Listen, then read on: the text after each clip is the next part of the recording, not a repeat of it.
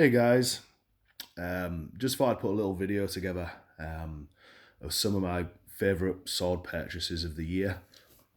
First of all, I'm going to apologise for the state of my voice.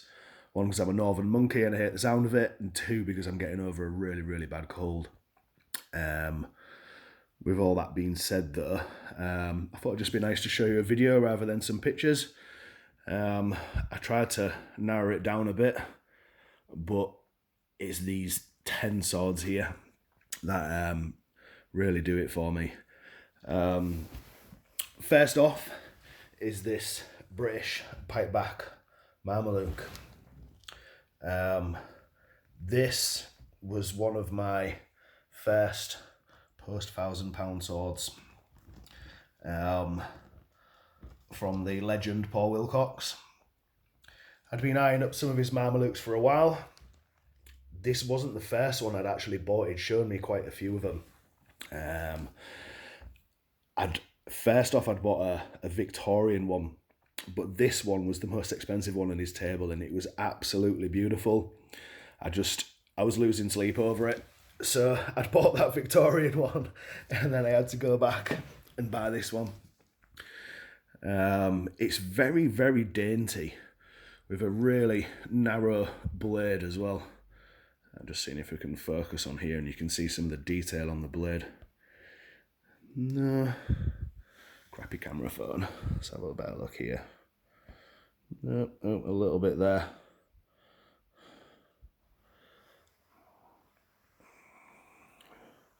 Just excuse my bare hands if I do touch the blades, but I'll give them a little quick wipe over anyway before I display them all again. But yeah, the etching more or less goes all the way up the blade. Absolutely beautiful. So obviously I had to have it. There's a maker or retailer on there as well. Don't know if you can see that. My main interest really is Georgian swords, but I do like a Mami. Really, really nice. Next up, one of my favourites. Again, that wasn't from Paul, but I believe is a 1796 Light Dragoon variant, an Indian one. Not many of these around. It's an Osborne and Gunby as well. And again, look at the scribing on the blade is absolutely stunning. All the way more or less right to the tip as well. It feels absolutely amazing in the hand as well. It's so light and so well balanced. Really, really nice sword. It would have been absolutely beautiful in the day. There's only a tiny little bit of the gilding left on there. Let's go on and see if you can see any nice... if my phone will focus again. Osborne and Gunby warranted. I have a little bit of a thing for Osborne and Gunby. They do make some marvellous pieces.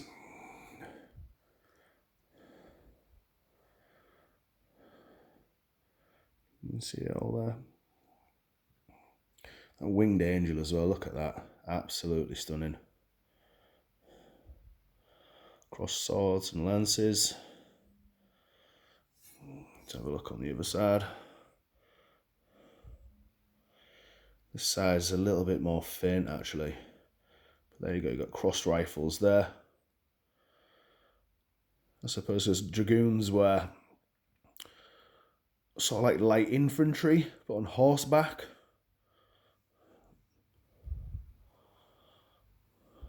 Still see bits and bobs. There's a royal crest on there. Absolutely stunning piece. Quite a curve on her as well. Look at that, stunning. I know there's a few of you in the group that actually do like that one. It's something I could never ever part with as well. This next one here, no maker on it, but I believe is a dress sword. So it's in the typical style again of a 1796 light cavalry. It's got quite an edge on it as well for a dress sword. I don't think it's a pre-regulation 1803, although it's quite small like one, but it's got a lovely curve on it again. And the blue and gold on it is absolutely incredible. You can see the phone picking it up a bit there. Stunning sword. Really nice.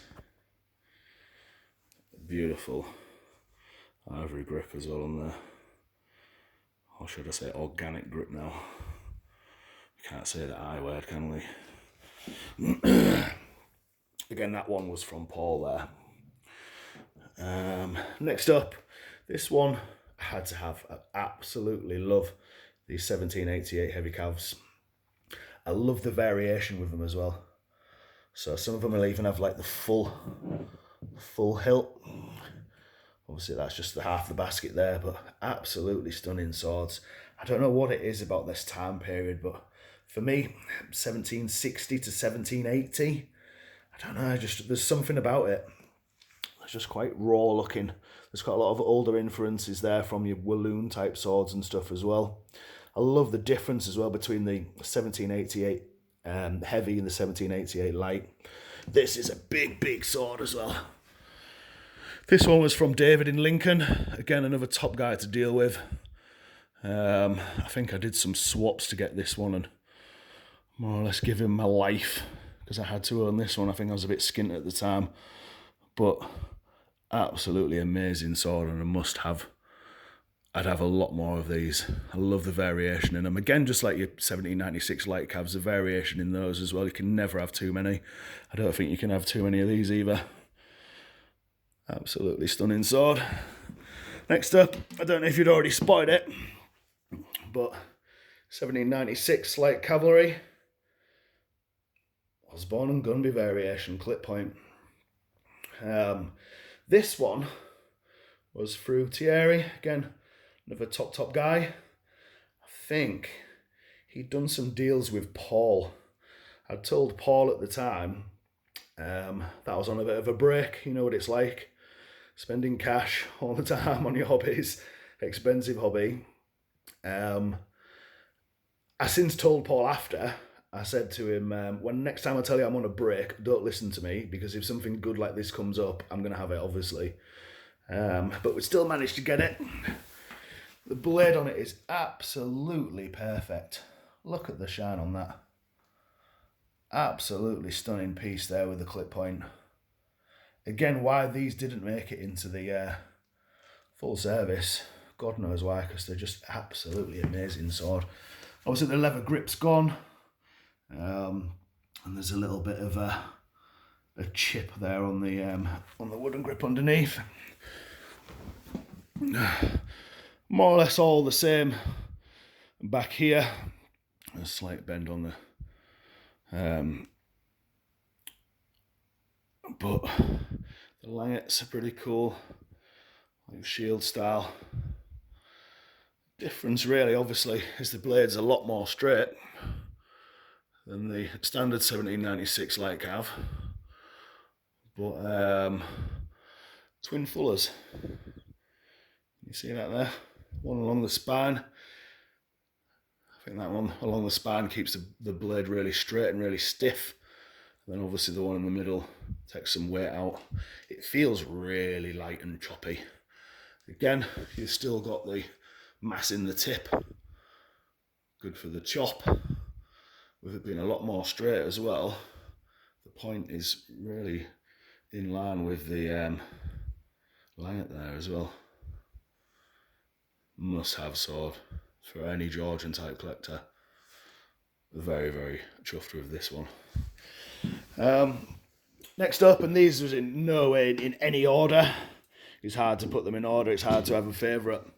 But is this tasty little green ivory hanger as well with silver hardware. I'd had this one a while, so I'd had to get it repaired. I think the head had come off there, but my guy had really gone to town and you can't ever tell that it had come off there. But for a sword that's like over 200 years old, it is absolutely fantastic condition. I've got a little bit of a thing for hangers as well, so we do have a few, but again, so dainty and lovely. The lion's head pommel, absolutely incredible. I do believe it's British. It's probably about 1750, 1760, somewhere around there. The silver is just absolutely incredible. Look at that. Now, I've got scabbards for most of these as well, but normally I just treat my scabbards and store them away. I've even got a scabbard for the Osborne and Gumby. But yeah, this has to be in my top 3 favourite. It's absolutely lovely. I think what did it for me was there's a real famous painting of George Washington crossing the Delaware River. He had a hanger with the twisted green ivory grip on it. It's absolutely beautiful. So obviously I want one like George Washington. Next up, again, is another piece that I've had quite a while. Fluted ivory grip, cushion pommel. A really nice feature on as well. There's a dagger piercing a heart. I had to have this one as soon as I saw it. Main reasons, it's got dragons and titties on it. See if it can focus. Dragon.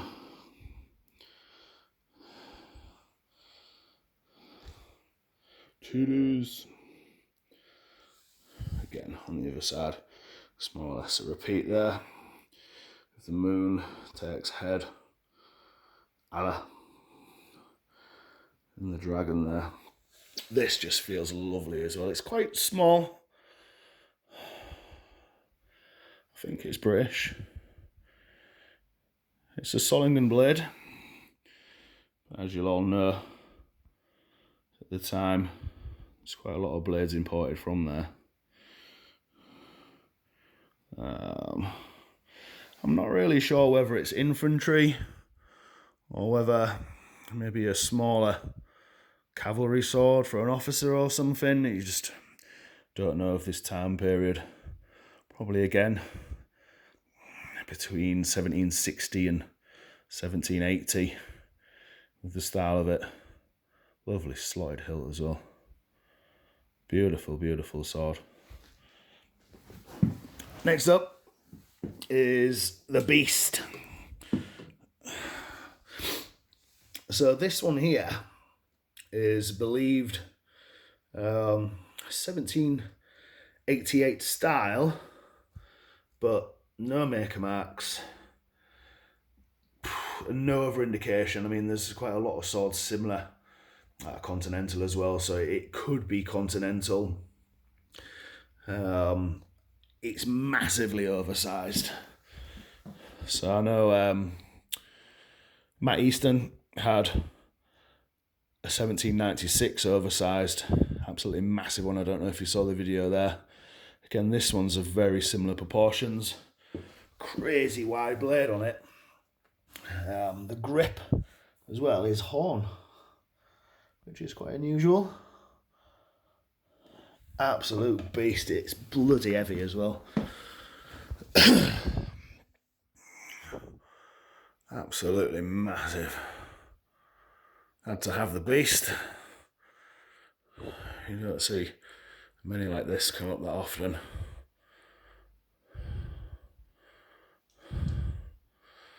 So, would it be an officer's? Would it be a trooper's?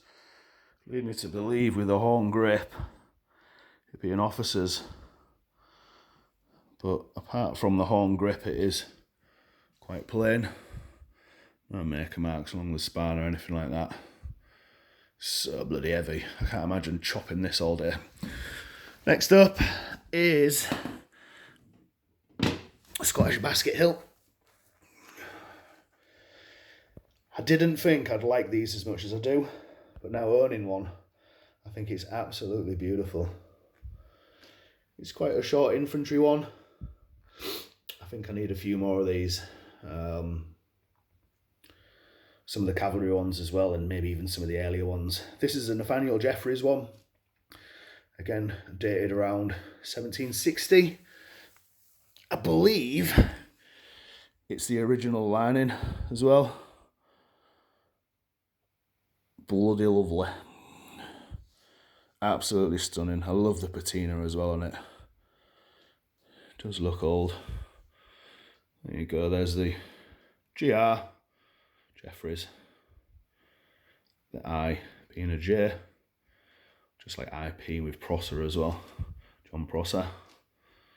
It's not as recognisable on the other side there. Been some rust or something. But this, yeah, absolutely stunning sword.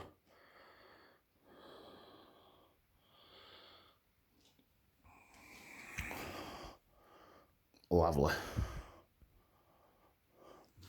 And then last, we have another Nathaniel Jeffries piece. Again, probably 1760-ish. It's another Light Dragoons.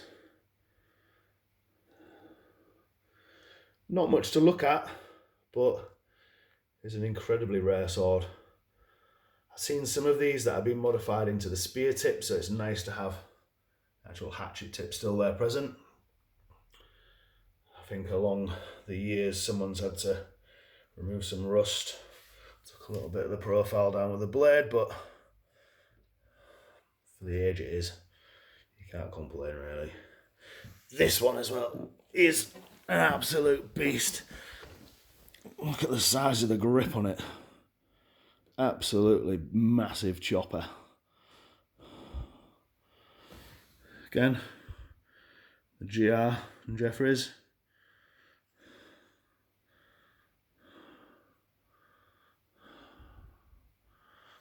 I can't even get it all in shot because it is massive. Beautiful sword. Like I say, not really much to look at, but for the collector, not many of these around. They're really nice. Anyway guys, I just thought it'd be nice just to share a video with you for a change rather than some pictures. Hope you've all had a lovely Christmas. And have a lovely new year. And make lots more sword purchases. Cheers guys, bye for now.